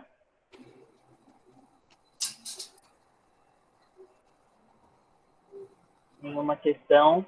É muito bacana, vocês trouxeram aí os autores que estão em voga, né, no debate decolonial. Escobar, a gente trabalhou aqui na pós-graduação em artes no semestre passado e terminou agora durante o Covid, a gente trabalhou com os estudantes, né, e esse pensamento do Manzini também, que é um pensamento bastante aí delimitado por uma atuação da FAO, né, do design pela FAO USP. Então, assim, é um design pensado bastante por um viés da arquitetura e do urbanismo social, né? Bastante também pensado aí com essas tecnologias e saberes que são referendados, né? Uhum. Sim. Então, se ninguém tem nenhuma questão mais para Júlio e Maiara... Posso? Obrigada. Só porque eu... Desculpa. O Eduardo perguntou que movimentos, né? Daí só contextualizar um pouco, acho que tem até uns companheiros nossos que estão aí do TechSol. A gente fez uma formação sobre tecnologia junto com a Incubadora Tecnológica de Cooperativas Populares, lá da Universidade de São Paulo. E aí é um pouco isso, né? De alguma forma, com os membros, a gente está ligado. Antes tinha um companheiro que estava ligado ao movimento de agroecologia, e eu atuo dentro do núcleo de economia solidária, então, com os grupos de economia solidária, daí um pouco permeando esse universo, assim, só para deixar um pouco claro. Assim, a gente também fez roda de conversa com o pessoal que... com uma mana que construía... Nossa, fugiu o nome. A Maraísa. Da CryptoRave? Na prática, vocês também não mostraram nenhuma imagem. Na prática, como são os projetos? Eduardo aí está dando continuidade a questão dele. Vocês falaram que vocês estão trabalhando com as CryptoRaves. Como é que é o trabalho de vocês junto com a CryptoRave, por exemplo? Não, na verdade, a gente não trabalha junto, a gente chama, porque a gente foi um grupo de extensão por um tempo, né? Com um projeto de extensão lá da FAO, e aí a gente organizou a Maria Cecília Loschiavo, dos Santos, isso. Uhum. E daí, quer contar, amigo? Conta aí as coisas que a gente fez. E a gente, bom, nesse projeto a gente montou o grupo de estudos, a gente realizou diversas atividades com os estudantes, inclusive com os calouros no outro ano, enquanto a gente a gente buscou bambu numa fazenda, a gente fez uma atividade coletiva de construção de pontes, então a gente atuou ainda mais nesse aspecto da universidade e nesses projetos de extensão, mas uma perspectiva que foi um pouco mais teórica em razão de questões de tempo, mas a gente tem projetos para justamente fazer as conexões que a gente tem que cada indivíduo do grupo tem, né, como a Mayara tem com o Nessol, e a gente tem contato com pessoas também de outros momentos, para a gente atuar em redes de economia solidária, enfim, isso é uma coisa que a gente está construindo no momento. Obrigada, gente. Dando continuidade, então, aqui a sala de Educação e Design, eu vou passar para o último proponente, que é o William Bisotto dos Santos. Ele vai falar sobre o Giro Decolonial por um Design Conscientizador. Ele é estudante de design da UTF Paraná, é isso? Isso, a Universidade Tecnológica Federal do Paraná. Você tem 10 minutos, tá, William? Quando estiverem faltando 2 minutos, eu te dou um aviso. Ok? Tudo bem. Pode dar início. Primeiramente, boa tarde. O resumo expandido, ele foi uma análise, um recorte da análise do processo projetual dentro da iniciação científica que eu participei. Ela se intitulava Processos Criativos para Modelagem e Fabricação de Artefatos de Moda utilizando impressora 3D.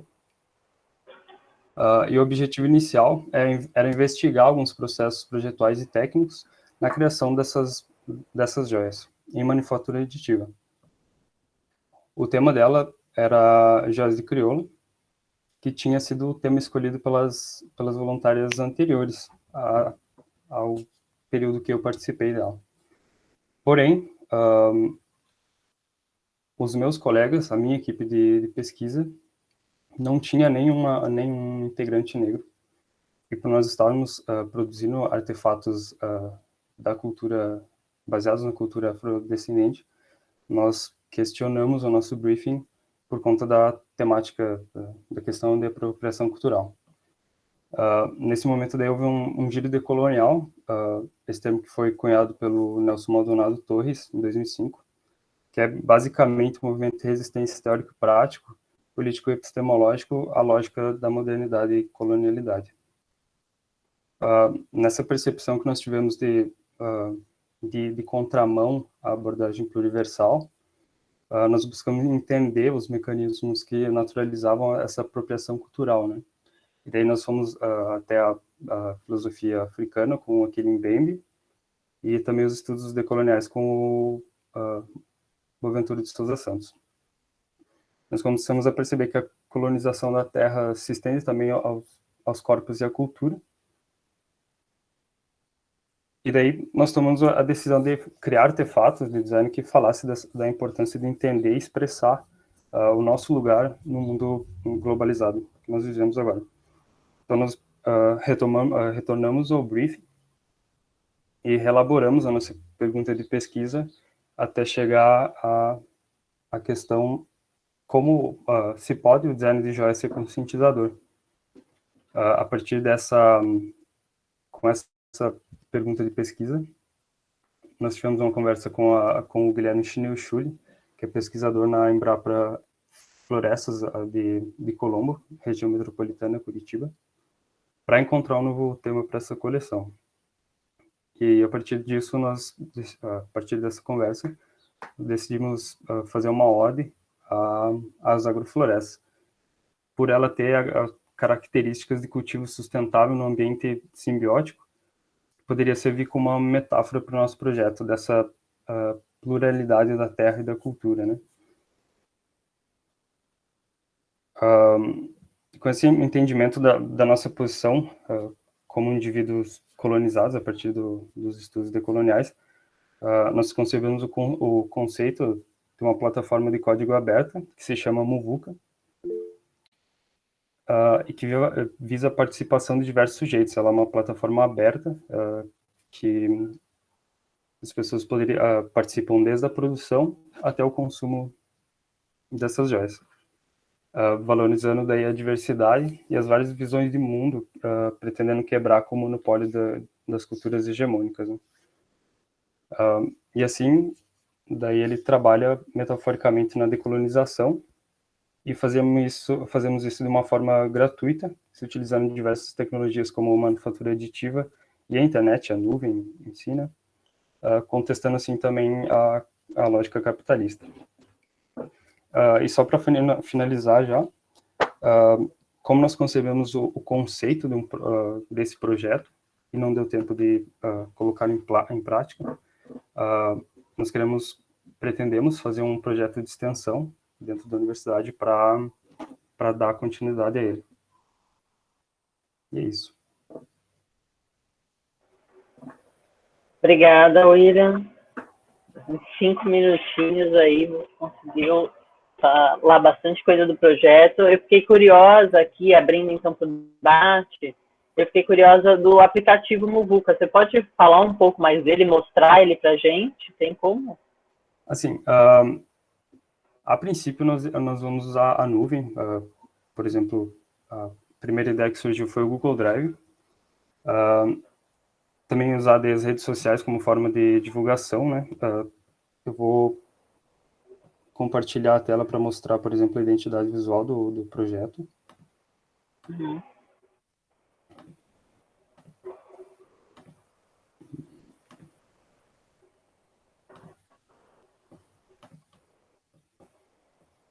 Aqui. Apareceu? Apareceu. Daí essa é a identidade visual do projeto, que para fazer essa divulgação desse movimento, né, que nós chamamos, e a princípio nós vamos usar alguma plataforma de nuvem para disponibilizar os modelos das joias. Inclusive, essas, não sei se dá para enxergar bem, mas essas partes brancas aqui, elas são as joias, que nós chegamos a criar algumas iniciais só para abastecer inicialmente esse projeto, e que elas são intercambiáveis também, tentando fazer uma metáfora a essa pluralidade da cultura brasileira. E espero ter respondido. O Eduardo Cason está perguntando como foi a recepção do professor ao projeto agroecológico.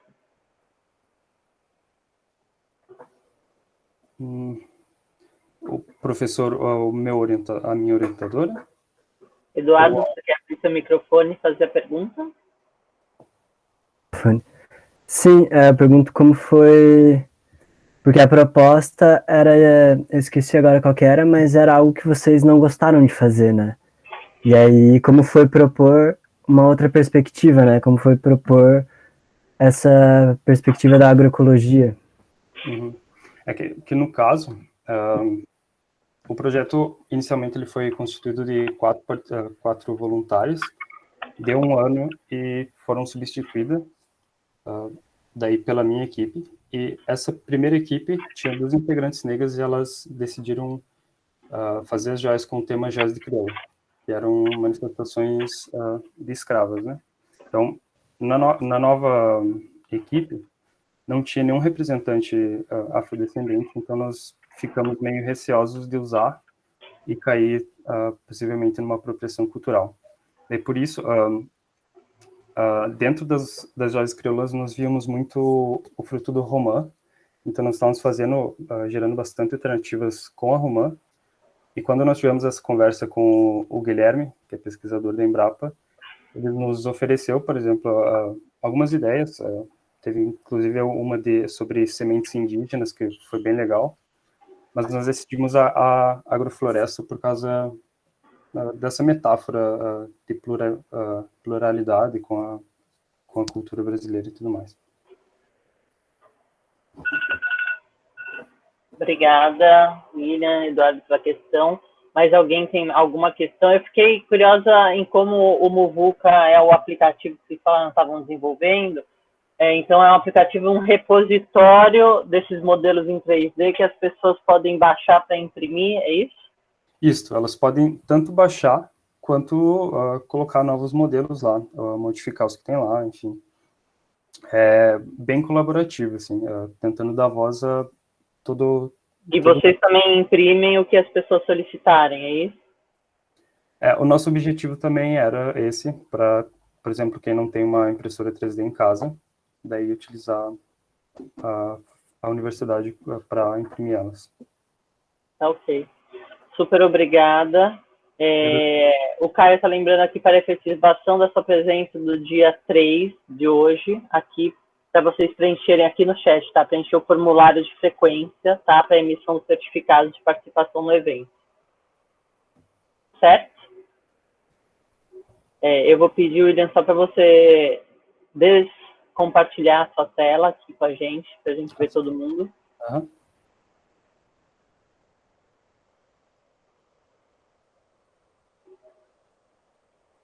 Obrigada.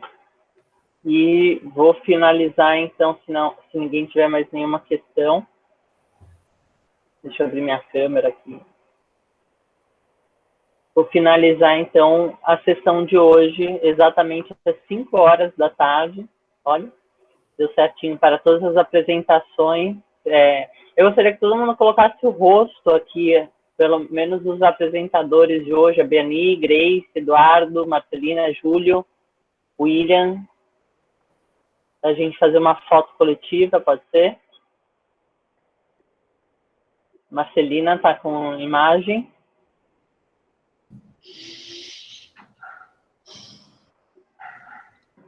Marcelina?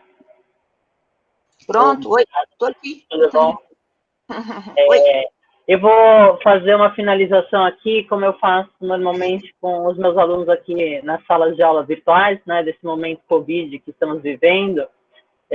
Se o Caio quiser também colocar sua câmera, Caio que está aí no background, ajudando a gente na parte técnica. Caio?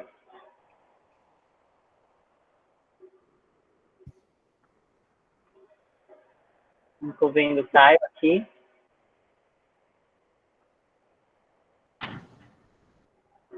Caio entrou? Não.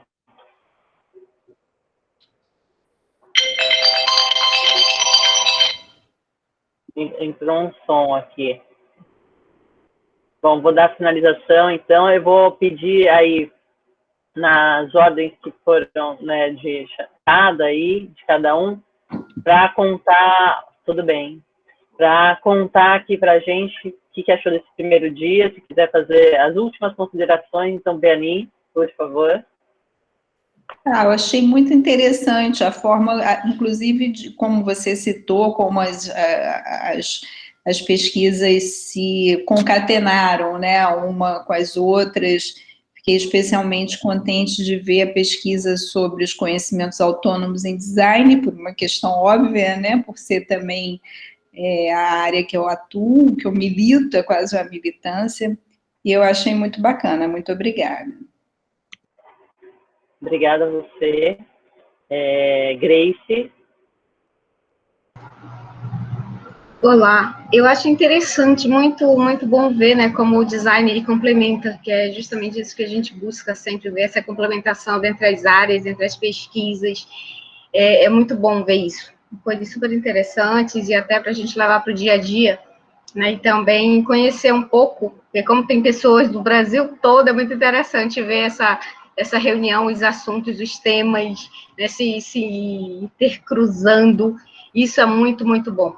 Então, era isso que eu queria dizer, e agradecer, né, pela chance de participar, de conhecê-los, foi muito bom, projetos interessantíssimos, e é isso, esperar, né, que de vez em quando a gente se cruze, né, nos demais eventos, agora, assim, a pandemia, por esse lado, na minha opinião, foi bom, porque a gente consegue participar de vários programas, né, de vários congressos ao mesmo tempo, e não precisa, né, um desgaste tanto, viagem, hospedagem, daqui do norte é bem complicado, a gente viajar, que tudo é muito caro, e nesse momento de pandemia a gente acaba que conhece mais pessoas e conhece mais os temas, mais os assuntos, e acaba conhecendo melhor tudo. Então é isso que eu tenho a dizer. Muito obrigada a todos.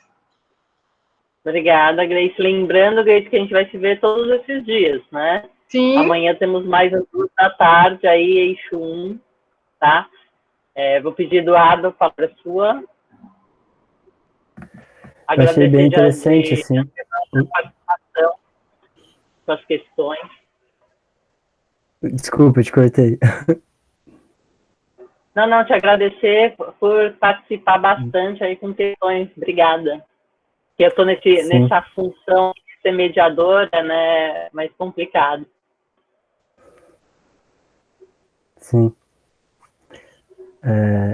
Bom, não sei, eu achei bem legal várias referências, assim, gostei muito, assim, o Michel Tiolent, que é o que eu penso um pouco a extensão, né, do pesquisação, achei bem legal.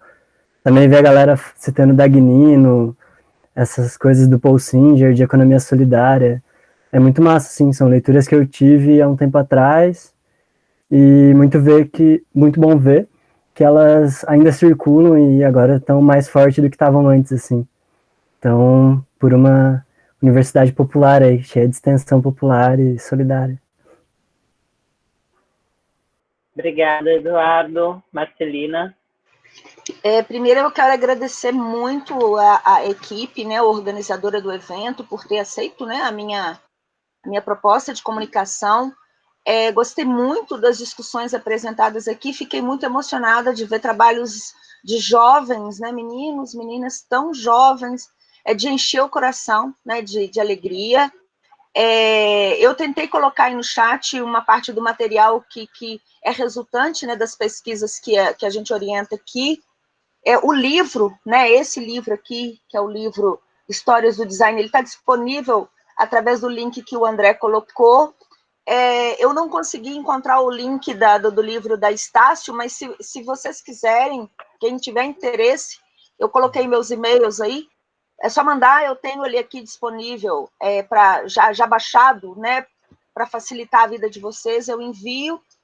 E quero agradecer muito, assim, a oportunidade. Concordo com a Grace, né, de que os tempos de pandemia, ao mesmo tempo em que afasta, aproxima, né, porque a gente tem tido essa oportunidade de participar de eventos que, se estivéssemos em condições normais, talvez não teríamos, né, condições financeiras, físicas, mas ao mesmo tempo me preocupa e essa questão da gente não normalizar isso, viu, gente? Eu acho que nós precisamos do contato físico, né? Eu acho que, por mais difícil que seja, eu acho que seria muito interessante se a gente pudesse estar numa sala, batendo papo e conversando e fazendo essa troca.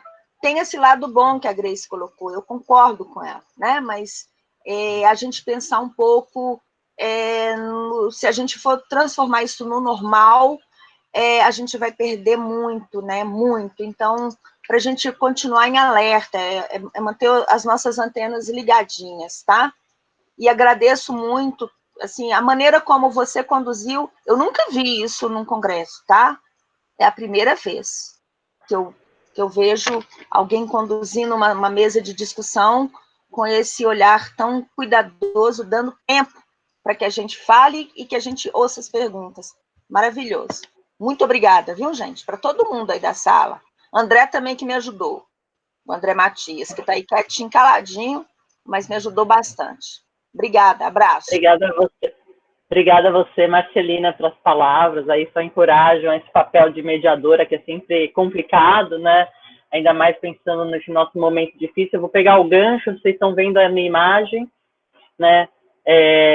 Que é uma imagem exatamente pensando esse momento que a gente tá vivendo, dessas telinhas, né? O tempo todo, que teoricamente as lives, né? A tradição é ao vivo e eram efêmeras, e agora elas se tornam perenes, porque estão todas gravadas, registradas, carimbadas, para dizer quem vai poder voar ou não, quando voltar à normalidade. né, que normalidade é essa de rastreamentos, né, captura de nossas frequências, etc.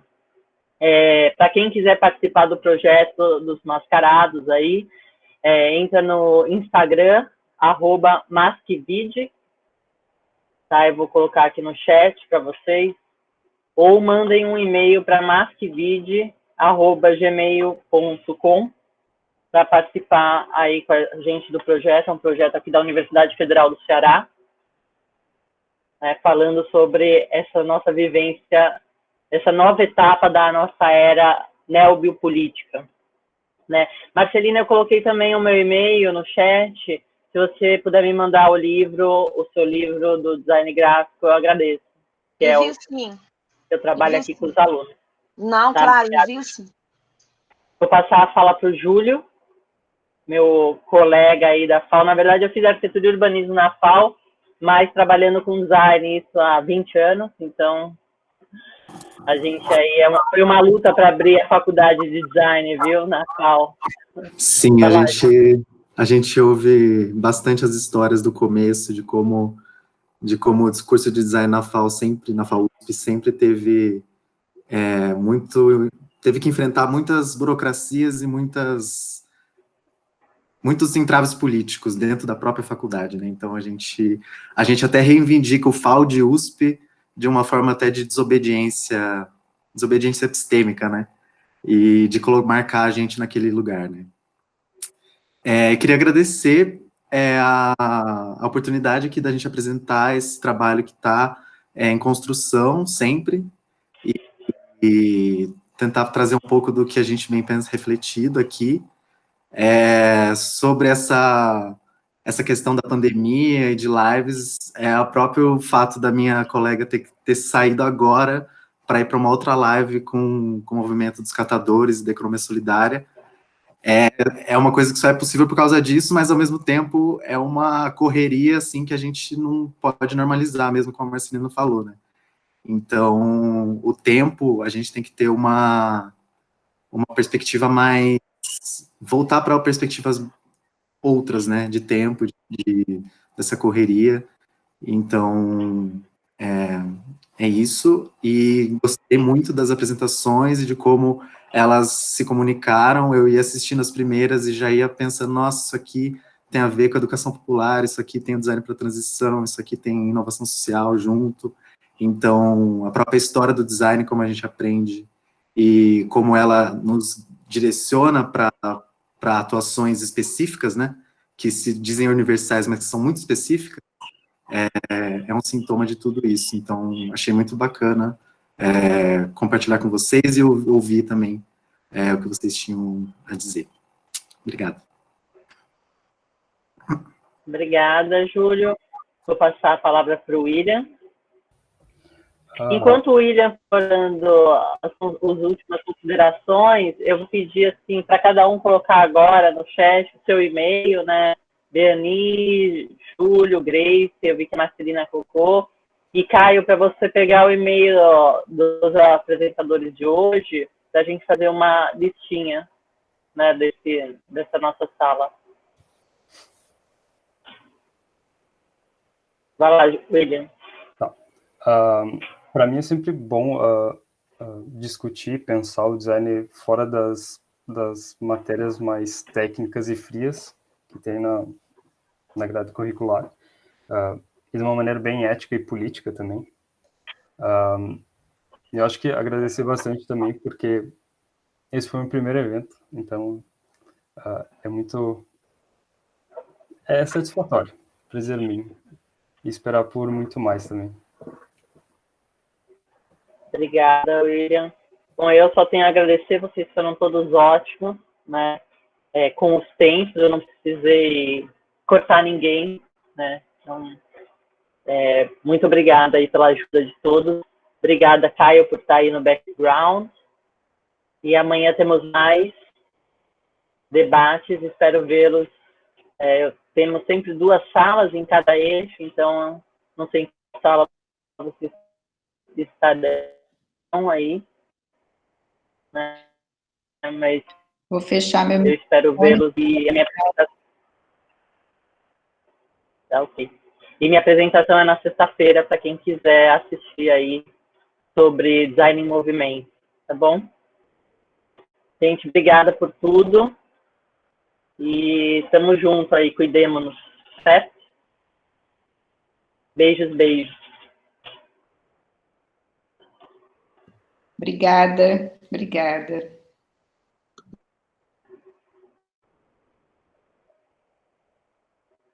Obrigada a todos que participaram também. Preciso agradecer os participantes. Super obrigada que estavam participando aqui.